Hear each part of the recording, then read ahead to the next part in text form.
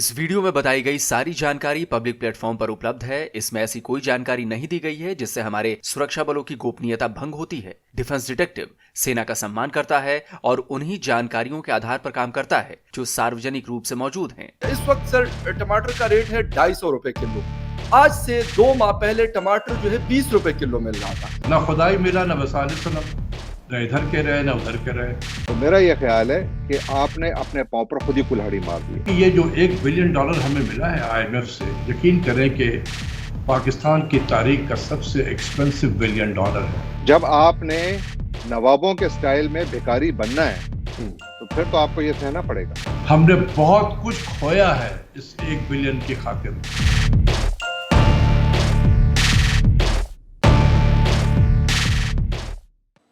तो आज के वीडियो में बात होने वाली है कि किस तरह पाकिस्तान IMF के जाल में बुरी तरह फंस चुका है। और ये मैं नहीं कह रहा हूं, ये पाकिस्तानी मीडिया, वहां के पाकिस्तान के बड़े बड़े एक्सपर्ट्स, इकोनॉमिस्ट, वो ये सारी बातें कह रहे हैं। नमस्कार, मेरा नाम है आलोक और आप देख रहे हैं डिफेंस डिटेक्टिव, जहां मैं आपके लिए लेकर आता हूं सही और सटीक जानकारी वाली जियोपॉलिटिक्स और डिफेंस की खबरें। तो आज के इस एपिसोड में मैं आपको बताने वाला हूं कि कैसे पाकिस्तान को एक तरह से IMF कंट्रोल करना शुरू कर चुका है। पाकिस्तान की जनता इमरान खान को यह सोचकर लाई थी कि वो तब्दीली लाएंगे, नया पाकिस्तान बनाएंगे। लेकिन पिछले 4 सालों में इमरान खान की सरकार ने जो कुछ भी किया है, उससे पाकिस्तान का बेड़ा और ज्यादा गर्क हो गया है। तो सबसे पहले मैं आपको सुनवाता हूं बिफोर और आफ्टर वाले इमरान खान साहब के बयान। शर्म आती है जब मैं इन हुक्मरानों को देखता हूं। कभी सऊदी अरेबिया जाके हाथ फैला के बैठे हैं। आपको खुशखबरी सुनाता हूं, हमें एक जबरदस्त पैकेज मिल गया सऊदी अरेबिया से, उनका शुक्रिया अदा करते हैं। एक ऐसा पाकिस्तान जिधर हम कभी किसी के सामने हाथ नहीं फैलाएंगे। आपको और भी खुशखबरी सुनाऊंगा। हमारी और भी 2 ममालिक से बात हो रही है और इंशाअल्लाह उनसे हमें इसी तरह का पैकेज हम एक्सपेक्ट कर रहे हैं। हमें शर्म आती चाहे लोगों से दूसरे मुल्कों से जाके भीख मांगे और IMF आए और हमें बताए कि बिजली की कीमत इतनी बढ़ा दो, बेशक लोग मरे, लेकिन हुक्म करे हमें कभी बिजली बढ़ा दो, कभी गैस बढ़ा दो, कभी फलानी चीज बढ़ा दो। आपको खुशखबरी सुनाता हूं, अब हमें उम्मीद ये है कि IMF से हम जब कर्जा लेंगे भी तो वो हमें इतना ज्यादा हमारे पर बोझ नहीं पड़ेगा। मुझे शर्म आती है पाकिस्तानियों, क्योंकि ये मुल्क वो होना चाहिए जो नया पाकिस्तान मैं देखता हूं, उसके अंदर इंशाअल्लाह हम इमदाद करेंगे गरीब मुल्कों की, हम उनको पैसे देंगे। दोस्त ममालिक हैं, उनसे कर्जे लें और कम से कम हम IMF से कर्जा लें। अल्लाह का शुक्र है उसमें हम कामयाब हुए हैं। देखिए, जो कर्जा देता है ना, वो फिर आपकी आजादी ले जाता। जिस IMF का विरोध प्रधानमंत्री बनने से पहले इमरान खान खूब किया करते थे, आज उसी IMF से मिले कर्जे को प्रधानमंत्री इमरान और उनके जो वजीर हैं, यानी कि जो मंत्री है, इसे बड़ी जीत बता रहे हैं, बहुत अच्छी खबर बता रहे हैं। लेकिन यकीन मानिए, यह खबर पाकिस्तान के लिए बिल्कुल भी अच्छी नहीं है। पाकिस्तान पर IMF का शिकंजा पूरी तरह से कस चुका है। IMF जो चाह रहा है, पाकिस्तान की सरकार वही कर रही है। तो चलिए सबसे पहले आपको सीधे लेकर चलता हूं IMF की वेबसाइट पर, जहां पाकिस्तान को दिए जा रहे $1 बिलियन के कर्ज का जिक्र किया गया है। देखिए, यह है इंटरनेशनल मॉनेटरी फंड की प्रेस रिलीज, जिसका नंबर है 22/21। जितने भी सबूत मैंने पेश किए हैं, उन सब के लिंक्स नीचे डिस्क्रिप्शन बॉक्स में दिए हुए हैं, आप चेक कर सकते हैं। इस प्रेस रिलीज की हेडिंग में लिखा है कि IMF एग्जीक्यूटिव बोर्ड ने पाकिस्तान के लिए साल 2021 में आर्टिकल फॉर कंसल्टेशन कंक्लूड हो गया है और एक्सटेंडेड फंड फैसिलिटी के 6ठे रिव्यू को कंप्लीट कर लिया गया है। ये इसी 2 फरवरी की प्रेस रिलीज है। इसमें बताया गया है कि $1 बिलियन के कर्ज को मंजूरी दे दी गई है। साथ ही इसमें कहा गया है कि इसके लिए पाकिस्तान को कई जरूरी कदम उठाने होंगे। साथ ही इसमें यह भी बताया गया है कि पाकिस्तान की आबादी 212 मिलियन है, पर कैपिटा GDP $1394 है। साथ ही पॉवर्टी रेट यानी गरीबी जो है पाकिस्तान में, वो 21.9% है। लेकिन गरीबी का ये जो डेटा है वो साल 2018-19 का है, कोरोना से पहले का। अब इसमें बहुत ज्यादा इजाफा हो चुका है, अभी ये 39% को भी पार कर चुका है। इसके अलावा इसमें एक और बेहद अहम बात बताई गई है जिससे पाकिस्तान की सरकार की पोल खुलती है। पाकिस्तान की सरकार ने कहा है कि 5% से ऊपर उनकी जीडीपी होने वाली है, जबकि इसमें आईएमएफ ने बताया है कि साल 2020-21 में पाकिस्तान की जीडीपी 3.9 थी और 2021-22 में यह बेहद मामूली बढ़त के साथ 4% पर रहने वाली है। यानी साफ है, पाकिस्तान की सरकार अपनी आवाम को एक झूठी बात बता रही है। खैर, इमरान खान साहब की तो आदत ही है झूठ बोलने की, अपनी ही कही गई बातों से पलटने की। देखिए, आईएमएफ से इमरान खान की सरकार को जो ये $1 बिलियन का कर्ज मिला है, ये किस तरह पाकिस्तान के लिए परेशान करने वाली बात है। इसको समझने से पहले यह समझना बहुत ज्यादा जरूरी है कि आईएमएफ काम कैसे करता है और किस तरह वो पाकिस्तान जैसे देशों को अपने जाल में फंसाता है। पाकिस्तानी पत्रकार हैं फखर यूसुफजई। उन्होंने अपने यूट्यूब चैनल पर एक और पाकिस्तानी पत्रकार जहांगीर खटक का इंटरव्यू लिया। जहांगीर खटक के बारे में मैं आपको बता दूं कि ये भी पाकिस्तान के बड़े पत्रकारों में शुमार किए जाते हैं। लंबा वक्त इन्होंने पाकिस्तान में गुजारा है। फिलहाल अमेरिका में रहते हैं। न्यूयॉर्क में Craig Newmark graduate school of journalism के सेंटर फॉर कम्युनिटी मीडिया में कम्युनिकेशंस डायरेक्टर हैं। इन्होंने बहुत ही आसान भाषा में समझाया कि आईएमएफ काम कैसे करता है। अब आईएमएफ है क्या जो हम कहते हैं कि आईएमएफ कोई पाकिस्तान का दुश्मन है? नहीं, आईएमएफ तो एक बैंक है। आईएमएफ कारोबार करता है। आईएमएफ खैरात नहीं मांगता। हम जब आईएमएफ के पास जाते हैं तो हमारा ख्याल ये होता है कि शायद खैरात मिलेगी। आईएमएफ कहता है नहीं, पहले ये बताओ ये पैसे दोगे कैसे, क्योंकि उन्होंने अपना कारोबार करना है, लिहाजा वो आपके लिए शराइत रखते हैं। शराइत क्यों रखते हैं? शराइत इसलिए रखते हैं कि आपकी बहैसियत मुल्क जो इकोनॉमिक पॉलिसीज हैं वो रियलिटी से बहुत दूर हैं। राइट। आपकी आदात और अतवार बहैसियत कौम नवाबों वाली है। आपकी जो ओवरऑल कंज्यूमरिज्म की तरफ आपका जो सफर है वो खौफनाक है। तो जैसा कि खटक साहब बता रहे थे शर्तों के बारे में, तो पाकिस्तान को कर्जा देते वक्त आईएमएफ ने रखी हैं 6 बेहद कड़ी शर्तें, और ये शर्तें ऐसी हैं जो पाकिस्तान की आवाम की कमर तोड़ने वाली हैं। भले ही अभी ये लग रहा हो कि बेल आउट पैकेज है, पैसे मिल गए हैं, लेकिन आगे आने वाले वक्त में ये $1 बिलियन का कर्ज बहुत ज्यादा भारी पड़ने वाला है। पाकिस्तानी अखबार है द एक्सप्रेस ट्रिब्यून। इसने आईएमएफ की इन सभी शर्तों के बारे में बताया है। जरा हेडिंग देखिए, IMF slabs 6 new conditions on Pakistan. यानी आईएमएफ ने एक तरह से 6 नई शर्तें पाकिस्तान को दे मारी हैं। नॉर्मली स्लैब शब्द का इस्तेमाल हम थप्पड़ मारने के सेंस में करते हैं, तो आप समझ सकते हैं कि आईएमएफ ने $1 बिलियन देकर पाकिस्तान के साथ क्या किया है। इस आर्टिकल को शाहबाज राना ने लिखा है इसी 5 फरवरी को।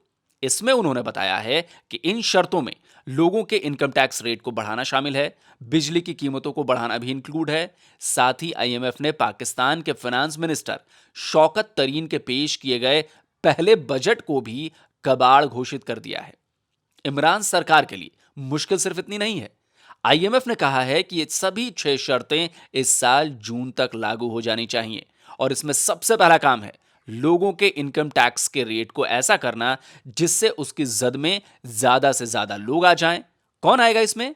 वो जो सैलरीड हैं, यानी जो नौकरी पेशा हैं, और दूसरे जो कारोबारी हैं। अब आप समझ लीजिए कि लोगों के साथ क्या होने वाला है। नया टैक्स सिस्टम 1 जुलाई से लागू हो जाएगा, जो कि साल 2023 के बजट के लिए होगा। अब होगा क्या?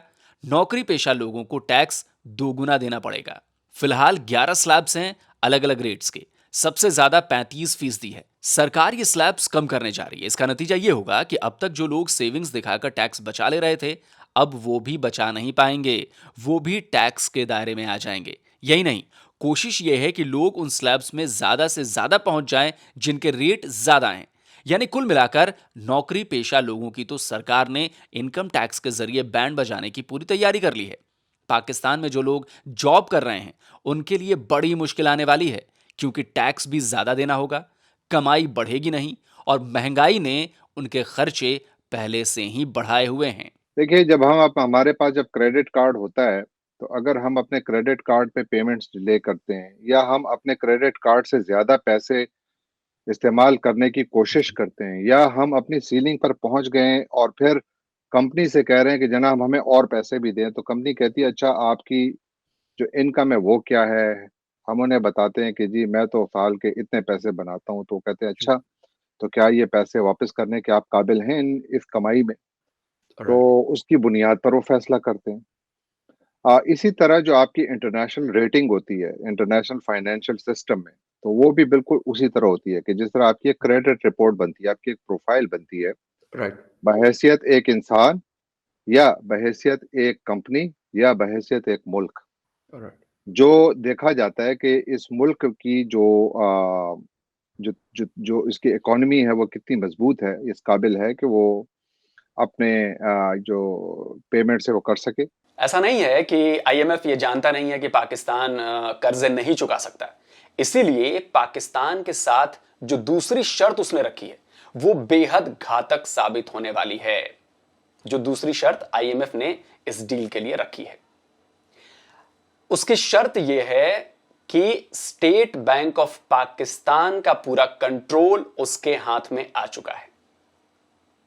अब इसका मतलब क्या हुआ? इसका मतलब यह हुआ कि एक तरह से पाकिस्तान की पूरी इकॉनमी आईएमएफ के कब्जे में आ चुकी है।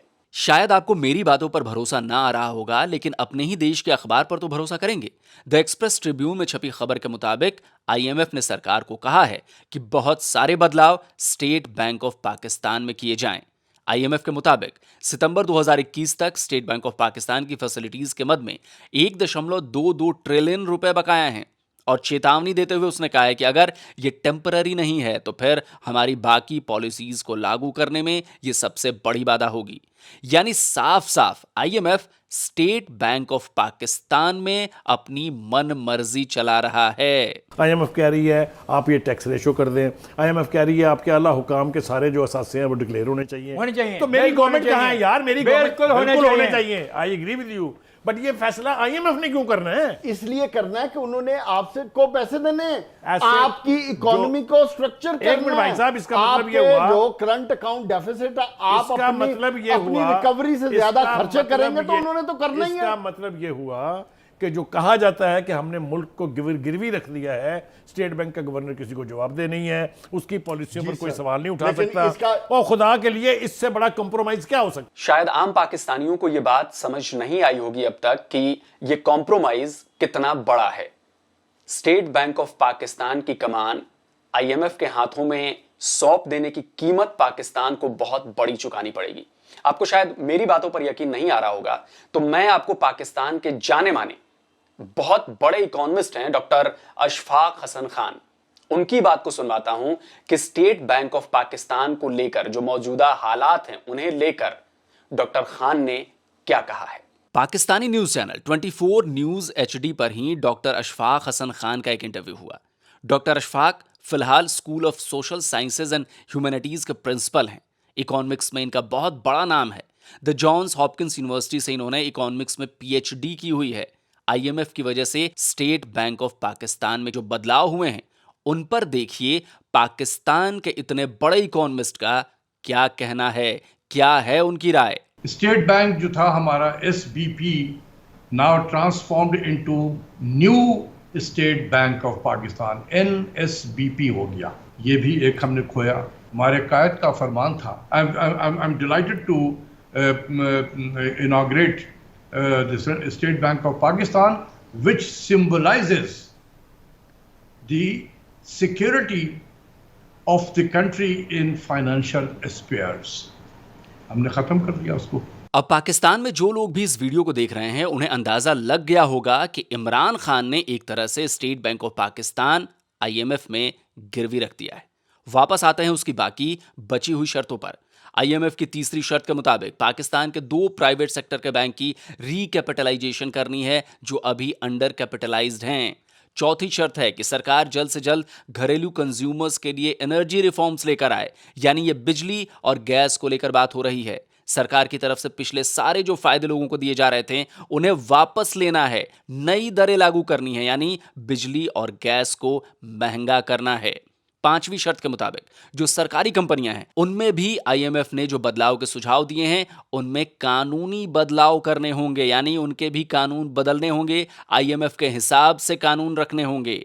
और छठी शर्त है कि जो सरकार की पब्लिक प्रोक्योरमेंट रेगुलेटरी अथॉरिटी है उसमें भी नए रेगुलेशंस लागू होंगे, जिसके मुताबिक 50 मिलियन से ज्यादा के कॉन्ट्रैक्ट्स जिस भी कंपनी को दिए जाएंगे उसका फायदा किसे मिलेगा इसकी पूरी जानकारी ऑन पेपर रिकॉर्ड में देनी होगी। इसका मतलब यह हुआ कि पाकिस्तान की सरकार को दिखाना होगा कि पैसे किसे दिए जा रहे हैं, वो सेना को दिए जा रहे हैं, हथियार खरीदे जा रहे हैं उससे, किसी संगठन की फंडिंग की जा रही है, या फिर वाकई इकोनॉमी और डेवलपमेंट के काम में ये पैसे लगाए जा रहे हैं। तो जो भी थोड़ा बहुत समझदार होगा, जिसे इकोनॉमी की थोड़ी बहुत भी समझ होगी, उसे ये पता चल गया है कि ये जो 6 शर्तें आईएमएफ ने पाकिस्तान से मनवाई हैं ये क्या मायने रखती हैं और आने वाले वक्त में आम आदमी के ऊपर, पाकिस्तान की आम आवाम के ऊपर ये किस तरह का बुरा असर डालने वाली हैं। इसका पता है मतलब क्या हुआ? इसका मतलब यह हुआ कि पाकिस्तान की सरकार ने अपनी नाकामी को छुपाने के लिए, अपनी नाकामी को जनता की नजरों से बचाने के लिए उन्हीं की जेब पर डांका डाल दिया है। और आपको लग रहा होगा कि मैं एक इंडियन हूं इसलिए ये बातें कह रहा हूं, लेकिन यकीन मानिए क्रिटिसाइज इसलिए कर रहा हूं क्योंकि मुझे वो चीज दिख रही है। और आपको अगर मेरी बात पर भरोसा नहीं हो रहा है तो मैं आपको एक और पाकिस्तानी की बात सुनवाता हूं, जिसे सुनकर शायद आपको मेरी इन बातों पर यकीन हो जाए। पाकिस्तानी पत्रकार हैं कमर चीमा। उन्होंने अमेरिका में रहने वाले पाकिस्तानी बिजनेसमैन साजिद तराड़ से इस बारे में बात की। आईएमएफ की इन शर्तों का असर किस तरह पाकिस्तान की आवाम को भुगतना पड़ेगा, आप उन्हीं की जुबानी सुन लीजिए।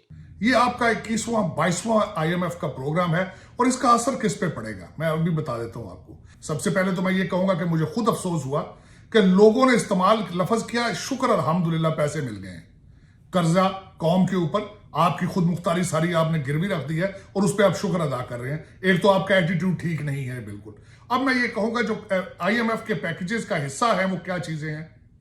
वो सबसे पहले आपको कहते हैं कि अपनी इंपोर्ट बंद करें, इंपोर्ट आप बंद नहीं कर रहे। BMW और प्राडो आपकी जरूरत है वो आप बंद नहीं कर सकते। अब दूसरी चीज उन्होंने कहा कि टैक्स कलेक्शन आप बढ़ाएं अपनी। टैक्स कलेक्ट किन से करेंगे? वजीर और वजीरों के रिश्तेदार तो नहीं देंगे। वो कौन देंगे? जो लोग बेचारे मजबूर हैं, जो छोटे दुकानदार हैं, छोटे फार्मर हैं, छोटे बिजनेसमैन हैं। और दूसरा मुलाजम पेशा लोगों से तो टैक्स वैसे ही उनकी तनख्वाहों से ले लिया जाता है। जिस तरह यूरिया नहीं मिल रहा आजकल, उसके पीछे भी आपके टैक्सेशन का सुना है कि एक अमल दखल है। आपका डॉलर 200 रुपए पे जाएगा क्योंकि आपने मनी चेंजर्स के ऊपर भी टैक्स लगा दिया है। और फिर वो करते क्या है, उन्होंने कंज्यूमर को पास ऑन करना है। जिस तरह इस वक्त यूरिया क्राइसिस चल रहे हैं, इसके बाद क्या होगा? गंदम की आपकी फसल ठीक नहीं होगी और आपकी रोटी 30 से 50 रुपए हो जाएगी। तो एक और महंगाई का एक तूफान आने वाला है पाकिस्तान पे इस आईएमएफ के। और दूसरा याद ये कराना चाहूंगा, इस आईएमएफ का ये पहला पैकेज है। इस पैकेज का हिस्सा है कि आपने हर महीने बिजली और पेट्रोल के पैसे बढ़ाने हैं आपने। किस तरह पाकिस्तान की आम जनता भारी महंगाई के बोझ तले पिसने वाली है, इसका सबूत देता हूं मैं। ये पाकिस्तानी अखबार है द न्यूज। इसके इस आर्टिकल के हेडिंग को ध्यान से पढ़िए।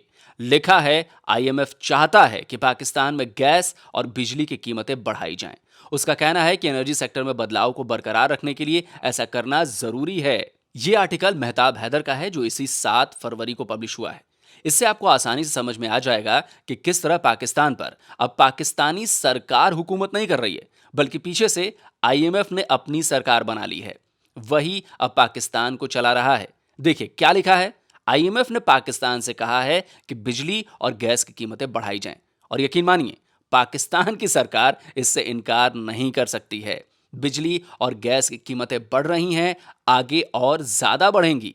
इसी आर्टिकल में बताया गया है कि फरवरी के आखिर तक बिजली की कीमतों में कम से कम 50 पैसे प्रति यूनिट का इजाफा होगा, यानी 50 पैसे तो करना ही है, इससे ज्यादा भी हो सकता है।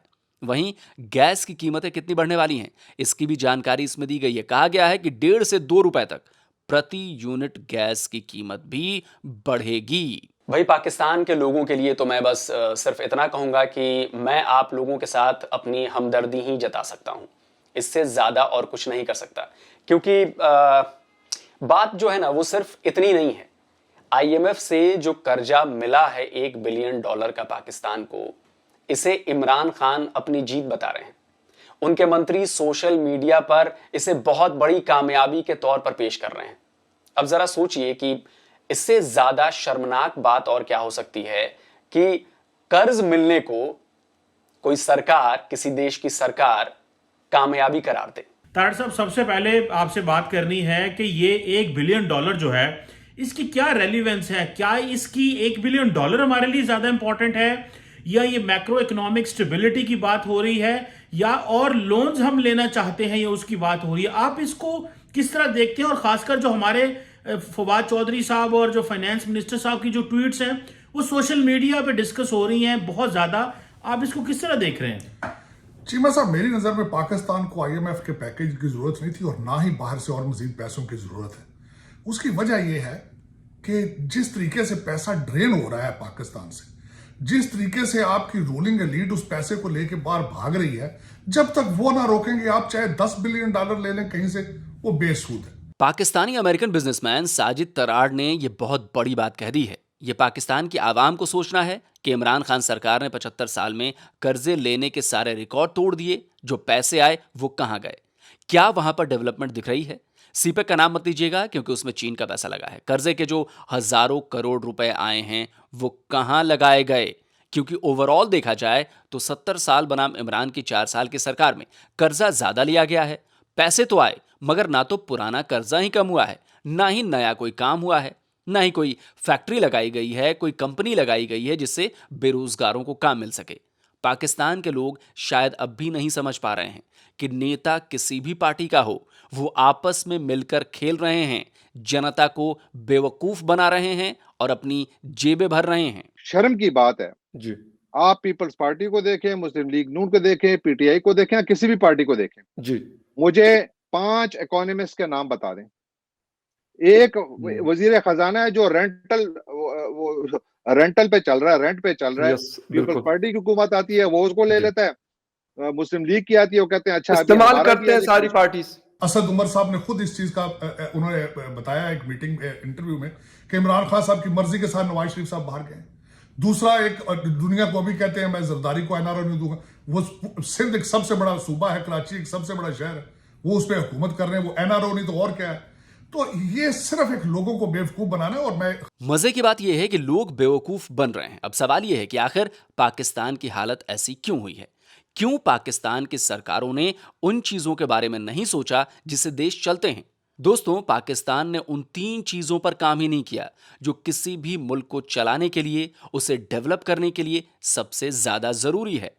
पूरी दुनिया में अगर किसी देश ने अपनी इन 3 चीजों को ठीक कर लिया है तो उसकी तरक्की किसी के रोके नहीं रुकती। पहली है फूड सिक्योरिटी, यानी जिस देश के पास अनाज भरपूर मात्रा में हो, पानी भरपूर मात्रा में हो, गैस, बिजली और फ्यूल की दिक्कत ना हो, उसकी सप्लाई आराम से चल रही हो, वो देश डेवलपमेंट की तरफ बढ़ता ही जाता है। क्योंकि जिस देश के लोगों के पास खाने के लिए पर्याप्त अनाज होगा, जिस देश के लोगों के पास पीने के लिए पर्याप्त पानी होगा और किसानों के पास बारिश न होने की बाद भी सिंचाई के लिए पानी मौजूद होगा, और जिस देश के पास एनर्जी नीड्स जो है, जिस देश की वो एनर्जी नीड्स लगातार पूरी हो रही हैं बिना किसी रुकावट के, तो उस देश को विकसित होने से कोई रोक नहीं सकता। लेकिन अगर हम इसी 3 पैमाने की बात पाकिस्तान के लिए करें तो पाकिस्तान के पास बहुत हालत खराब है इन तीनों चीजों को लेकर। हमारे पास फूड सिक्योरिटी का ये हाल है कि Pakistan is a food insecure country now. Exactly. हमने पिछले साल $7 अरब सिर्फ खुराक की इंपोर्ट पर लगाए, जिसमें फ्रेंच चीज और स्विस चीज और पता नहीं क्या क्या और भी शामिल है। हमने अपने बजट डेफिसिट को उस हद तक ले गए हम, जो करंट अकाउंट डेफिसिट है, कि जो अनसस्टेनेबल है। पानी देखिए, दुनिया में किसी मुल्क की तरक्की का जो पैमाना है पानी के हिसाब से, वो देखा जाता है कि वो उसके पास पानी को कंजर्व करने की कैपेसिटी कितनी है। यस सर, बिल्कुल। इंडिया को देखें, इंडिया में भी तकरीबन ऑलमोस्ट 3 महीने का पानी कंजर्व करने की गुंजाइश है। हमारा पहले 29 दिन था, अभी पानी स्टोरेज कैपेसिटी है ये शायद 35 to 39 डेज तक बढ़ जाए, इतनी आ जाए कि पाकिस्तान में अगर 39 डेज तक बारिश ना हो तो हमारे पानी होगा। और ये तीनों ही चीजें ऐसी हैं जिन्हें अचीव करने के लिए विजन और लंबे वक्त की जरूरत होती है। पाकिस्तानी सरकारों के पास विजन तो कभी रहा नहीं। आपको अंदाजा उस बयान से हो जाएगा जिसमें भारत के एटमी मुल्क बनने के बाद कहा गया था कि भले ही घास खाएंगे लेकिन पाकिस्तान में एटम बम जरूर बनाएंगे। तो जिस मुल्क की प्रायोरिटी ऐसी रही हो उसकी हालत क्या होगी?